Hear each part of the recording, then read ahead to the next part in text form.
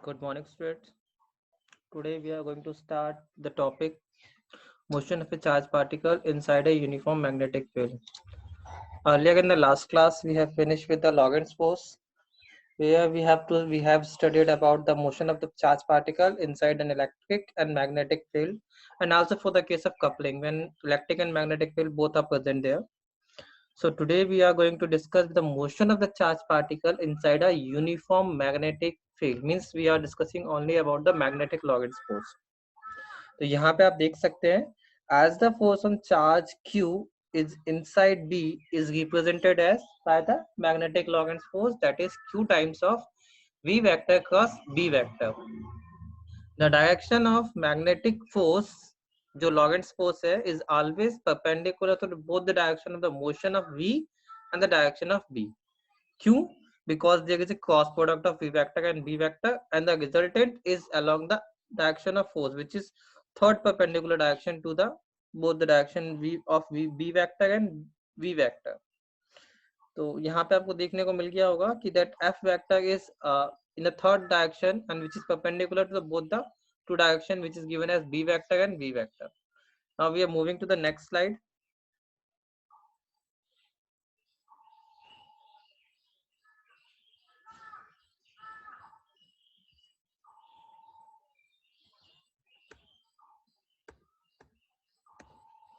This is the second slide. जहां पे हमें B vector and B vector के डिफरेंट केसेस स्टडी करने पड़ेंगे. There are two possibilities that B vector and V vector might be perpendicular. It is a condition कि B vector और V vector perpendicular हो सके. ठीक है. And one case is that they may be parallel. तो parallel case हम पहले study कर चुके हैं. In case of parallel that angle between b and v vector is become 0, and for that sin 0 and sin 180 degree आपका 0 constitute करता है. therefore force is negligible, मतलब that comes to be 0 actually. But for the case of perpendicular and for the case when it is not equal to like between that 0 to 90 degree, वो भी एक condition study करेंगे. So first of all we have studied about when v and b are perpendicular. So this is a particular figure. Suppose that b vector is along the z-axis and the charge particle is moving in a xy plane. ये xy plane में move कर रहा है and magnetic field आपका oz axis के along है.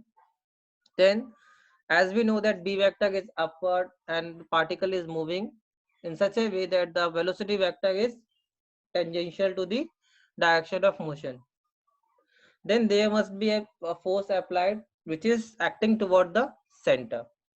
ठीक है. यहाँ पे आप देख लीजिए that B is uniform magnetic field along OZ. Charge is moving in XY plane and B vector and V vector are perpendicular. Therefore, the force acting on the charge particle to its velocity and it does not perform any work. Hence, the force act as a centripetal force. Therefore, the force is acting as a centripetal force and it make it to move along a circular path. There is a concept of centripetal force which must balance the magnetic Lorentz force. तो हमने magnetic Lorentz force का magnitude लिया that is q times of v cross b and equate किया इसको mv square by r की help से. where m is the mass of the charge, r is the radius of the circular path. Because the two term v and b are perpendicular, therefore the angle between the two is 90 degree. So v cross b is nothing but vb sin 90 degree, that comes to be 1. तो B Q we ही आपके पास term बचेगा which must be equate with M V square divide by R. And from solving that we get the relation of R which is the radius of the loop और radius of the circle जो XY plane पे आपका develop हुआ था. if we want to increase that radius of circle, what we can do? We can either change the velocity, we can either change the mass. अगर हम मास को increase करेंगे हमारा रेडियस ऑफ लूप जो होगा बढ़ जाएगा. इफ हम वेलोसिटी को चेंज करते हैं तो हमारा रेडियस ऑफ लूप बढ़ेगा. But there is another concept of B. if stronger magnetic field is going to be used, b is going to be increased and r going to be reduced. जितना ज्यादा आपका strong magnetic field होगा उतना ही आपका radius क्या होगा, smaller हो जाएगा. That is b and r are related inversely.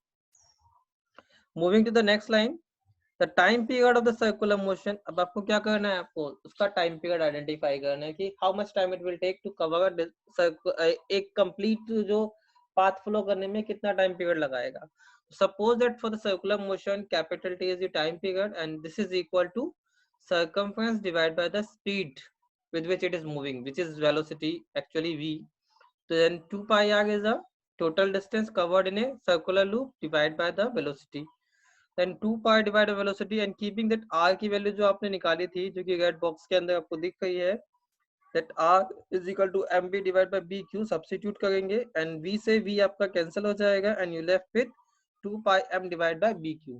Means कि आपका टाइम पीरियड जो है it dependent upon the mass, it dependent upon the magnetic field and charge. It never depends upon velocity and r. जो कि आपने पढ़ा है अभी तक कि आपका जो लीनियर जो आपकी वेलोसिटी होती है, द एंगुलर वेलोसिटी से अगर उसको रिलेशन किया जाए या टाइम डिपेंडेंस को भी हम देखते हैं तो v is equal to R omega. आपने पढ़ा था लास्ट टाइम क्लास 11 में कि लीनियर वेलोसिटी और एंगुलर वेलोसिटी में एक रिलेशन होती है कि that v is equal to R omega.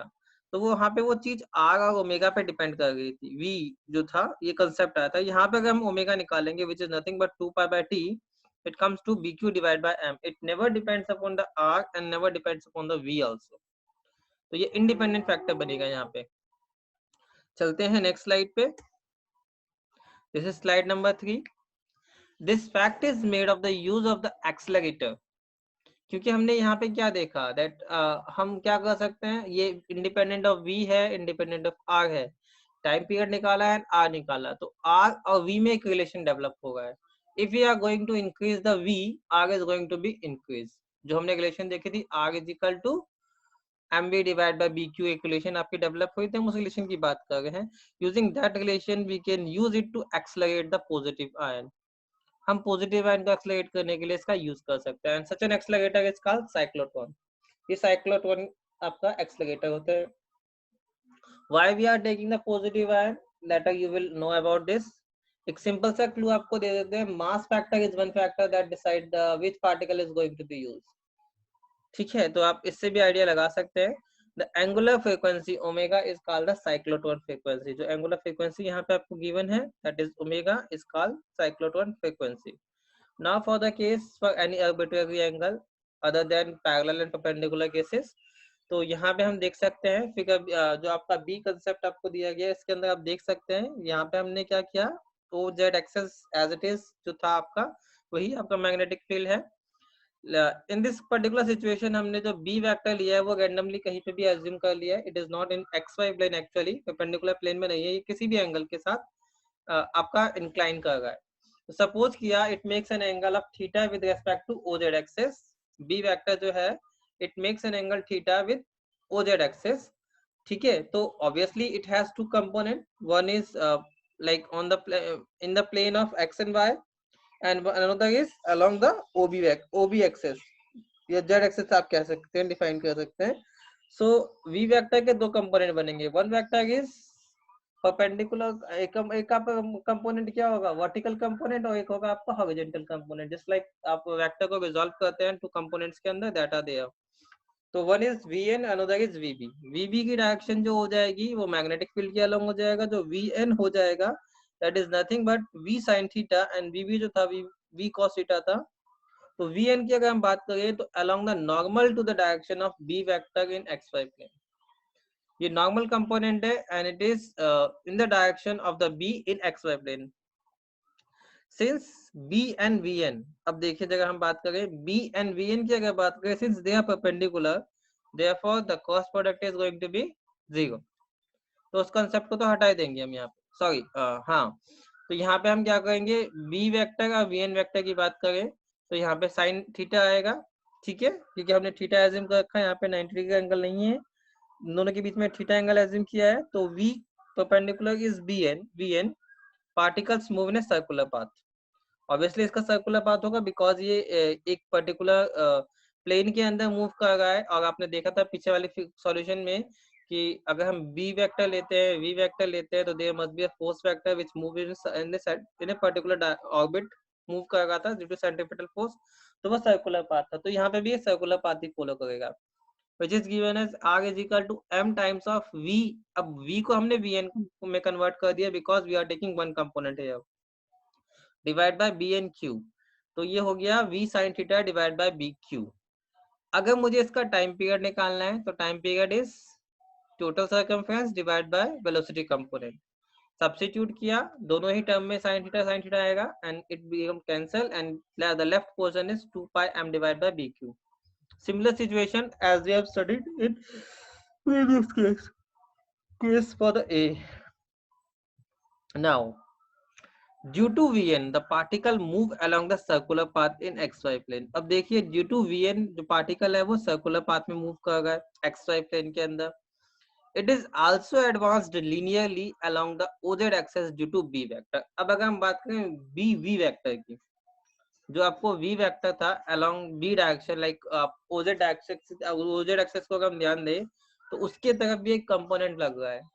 अगर इस कंपोनेंट की बात करें तो B vector and V vector यहाँ पे है, तो दोनों का अगर मैं बात करूं तो ये हो जाएगा BV cos theta. Obviously BV cos theta हो जाएगा. और यहाँ पे अगर आप R के साथ रिलेशन में लगाते हैं तो एक लीनियर रिलेशन बनेगी. ठीक है, आप R के सिचुएशन में डालेंगे, it becomes a linear equation. तो उस लीनियर इक्वेशन को जब आप स्टडी करेंगे तो आपको पता चलेगा कि एक कंपोनेंट लीनियरली भी जा रहा है, एक कंपोनेंट सर्कुलरली भी जा रहा है. तो दोनों की जब कपलिंग होगी तो due to that coupling of like circular path plus advance linear path, the particle will move in a helical motion. Particle का मोशन क्या हो जाएगा? हेलिकल हो जाएगा. क्योंकि एक तो इसका जो कंपोनेंट था Vn component that start to moving in a circular way, but there is another component BV जो इसको लीनियर डायरेक्शन देगा, लीनियर मोशन प्रोवाइड कर रहा है. तो पार्टिकल क्या करेगा? अपने एक्सेस पे तो मूव करेगा सर्कुलरली, बट साथ ही साथ वो जो आपका OZ एक्सेस है उसकी तरफ एडवांस भी होगा, मतलब आगे की तरफ मूव करना स्टार्ट कर देगा and it will start lifting up. तो पार्टिकल क्या करेगा? हेलिकल मोशन स्टार्ट कर देगा, हेलिकल मोशन, हेलिक्स बनाना स्टार्ट कर देगा. Moving to the next slide.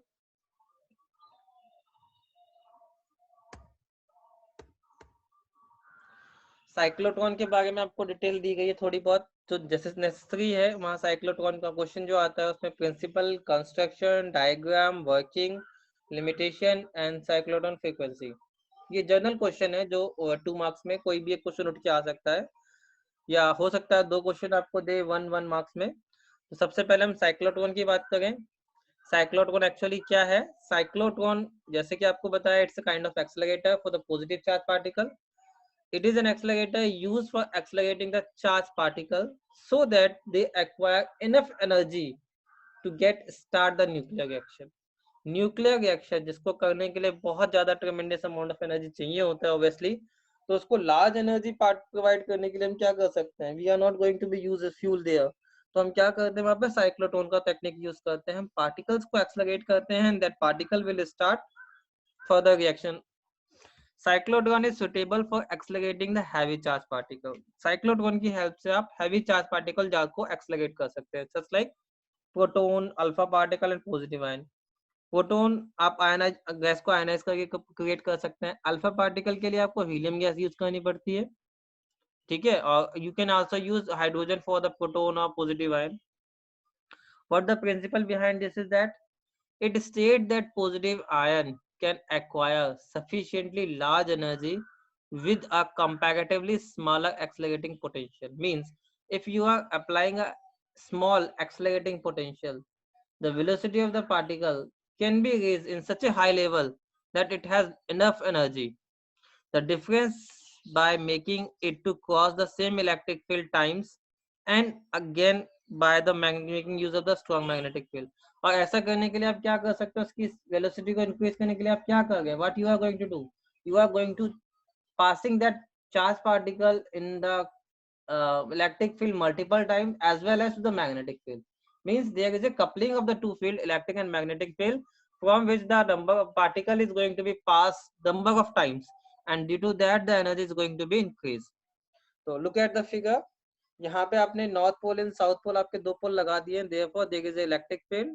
Suppose that axis is z axis, ठीक है. नॉर्थ से साउथ की तरफ आपकी मैग्नेटिक फील्ड फ्लो कर रही है. We have taken 2 D sect, आप कह सकते हैं आपके पास 2 डी जैसी आपकी स्ट्रक्चर दिखाई देगी, which is just like a boxes आ दे. हम ये डी बॉक्सेस, इसको डीज कह देते हैं कभी कभी हम.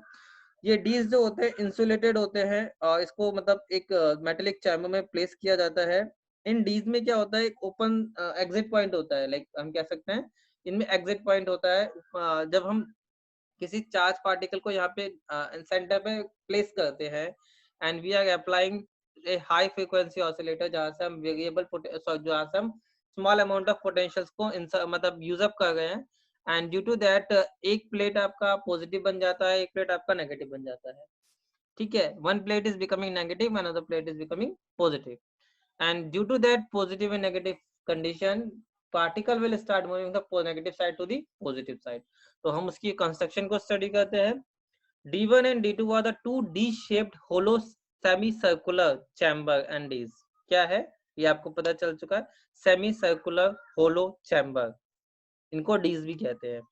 It is placed horizontally with a small gap separating between them। इनको horizontally रखा जाता है, there must be a certain gap between the two। These are connected to the half high frequency oscillator। इसको हाई फ्रीक्वेंसी ऑसिलेटर से connect करते हैं। Means क्या कर रहा है, ये नंबर ऑफ टाइम्स अपने आप को चेंज कर रहा है। ऑब्वियसली हमने यहाँ पे साइन दिखाया है इसी सिग्नल का, that means it can be positive, it can be negative. After the half cycle ये अपने आप को चेंज कर सकता है। The dees are enclose in a metal box. Dees को हमने एक मेटल बॉक्स में इनक्लोज किया है, consisting of a gas at a low temperature such as mercury at 10 to the minus 13 minus 3 millimeter। तो आप यहाँ पे देख सकते हैं ये पूरा सिस्टम जो है, इसको हमने डीज का सिस्टम को एक गैस एक चैम्बर में प्लेस किया है, जिसके अंदर एक गैस फील्ड है जो आपकी क्या है, लो प्रेशर पे है।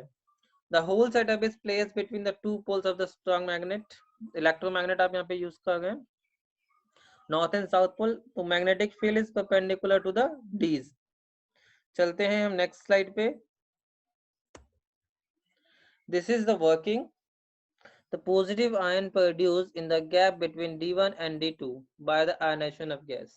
वहां पे जो हमने गैस फिल की थी बिटवीन द टू डीज और जिसको हमने चैम्बर में प्लेस किया था, वहां पे पॉजिटिव आयन प्रोड्यूस करने के लिए हमने क्या किया है, गैस को आयनाइज कर दिया। तो सेंटर पे एक पॉजिटिव आयन क्रिएट हो जाएगा, and you can do using hydrogen gas also. तो ये यहाँ पे उसके कंसेप्ट कुछ दिए गए हैं। At the time when D1 is taken as positive potential, जब हमने D1 को पॉजिटिव पोटेंशियल दिया and D2 is taken as a negative potential, the positive ions move from the D1 to D2। Positive ion D1 से D2 की तरफ shift हो जाता है, मूव करता है।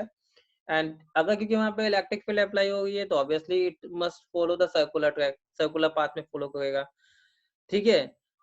as B vector act normally to the motion of the positive ion, it experience a force। अब यहाँ पे मैग्नेटिक फोर्स की बात करें तो यहाँ पे लॉरेंट्ज फोर्स भी एक्ट करेगी, and due to that coupling होगा वहां पे Vn और Vb दो फैक्टर आपके काम करेंगे वेलोसिटी कंपोनेंट के। सपोज किया एक नॉर्मल कंपोनेंट और एक वर्टिकल कंपोनेंट आपका जो यहाँ पे काम करेगा, that will start in helical path also.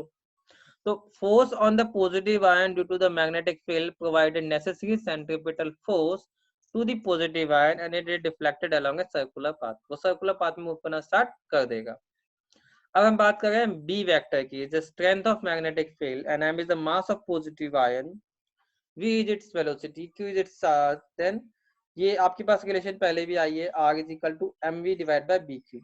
वही रिलेशन जो आपने पीछे देखी थी साइक्लोट्रॉन कंडीशन के लिए कि आपने रेडियस कैसे निकाला था, टाइम पीरियड कैसे निकाला था, same expression is there after moving the semi circle. अब जब ये आधे डीज को मूव कर जाएगी, सपोज ये D1 को कंप्लीट मूव कर गई तो ये D2 में एंटर कर जाएगी।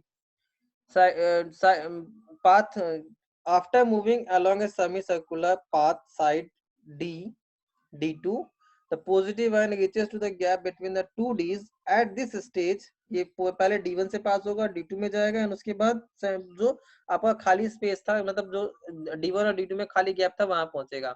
एट दैट स्टेज आपका जो आपने हाई फ्रिक्वेंसी ऑसिलेटर लगा रखा था, वो अपनी पोलैरिटी को रिवर्स कर देगा, and due to that the alternating electric field reverse हो जाएगी, and D1 become negative and D2 become positive। D1 अब क्या हो जाएगा, नेगेटिव हो जाएगा, D2 क्या हो जाएगा, पॉजिटिव हो जाएगा। after moving along D1 the positive ion again reaches to gap and it again gain the energy। अब क्या करेगा, पार्टिकल को D1 से होके जाना है, बिकॉज वो नेगेटिव पोजीशन है, तो नेगेटिव से वो पॉजिटिव की तरफ मूव करेगा, and at the gap it start again getting some energy। जब वो गैप आएगा, उस गैप में आने पर फिर पोलैरिटी रिवर्स होगी और उसको फिर से क्या मिलेगी, एनर्जी मिलेगी। And this process repeated itself times and times since the positive charge spent same time inside a D. अब जो आपका पॉजिटिव आयन है वो क्या कर रहा है, कुछ टाइम के लिए उस पर्टिकुलर डी के अंदर नंबर ऑफ टाइम्स तो पहली बात मूव कर रहा है in presence of electric and magnetic field, तो उसकी एनर्जी क्या होगी, हाई लेवल की एनर्जी में कन्वर्ट हो जाएगी धीमे धीमे। तो आगे चलते हैं जगह।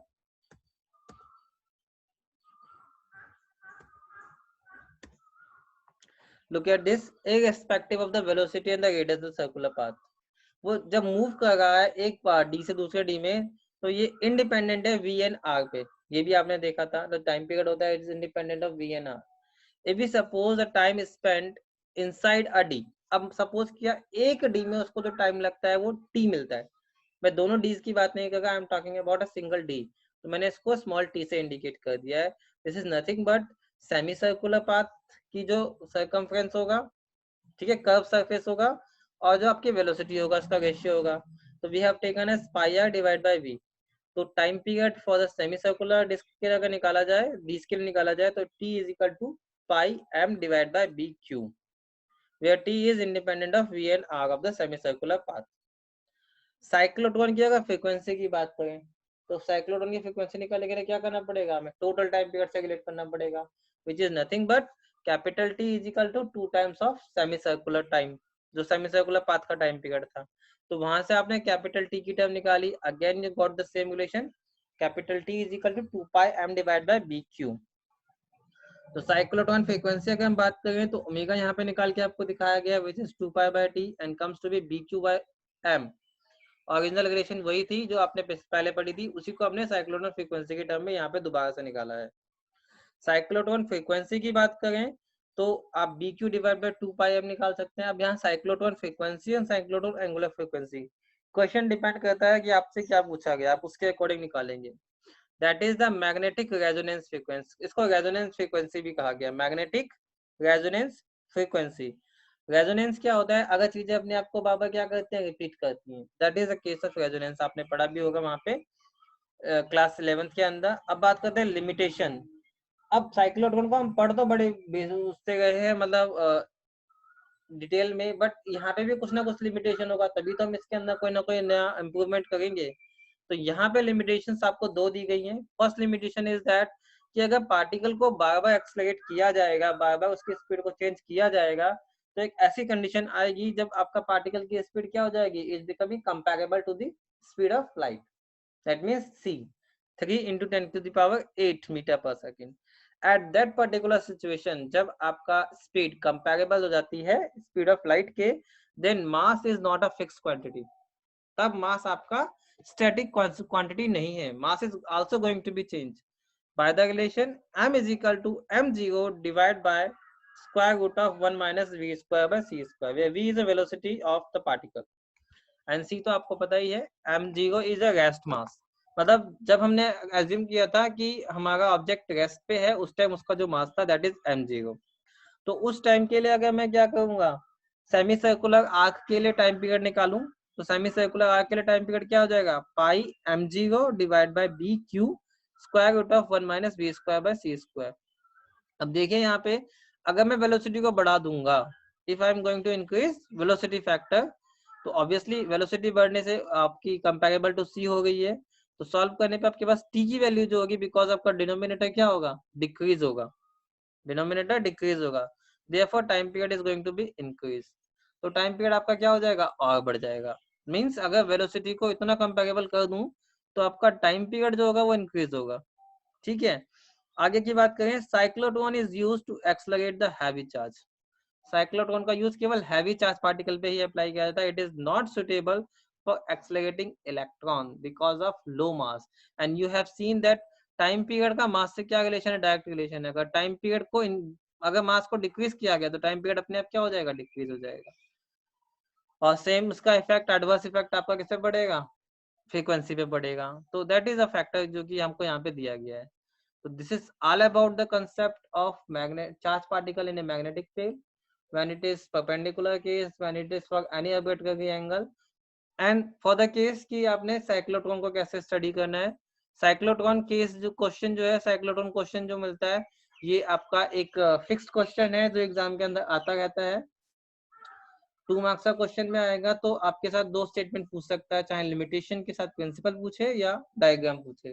तो you have to ready for that. Diagram आपका मस्ट क्वेश्चन है जो यहाँ से पूछा जाता है और मैक्सिमम टाइम आपकी साइक्लोट्रॉन फ्रीक्वेंसी ही आती है। तो आप इसको फिनिश कीजिएगा। और ये आज का आपका टोटल डिस्क्रिप्शन था इस एक्सरसाइज का। तो I am going to be stop it here.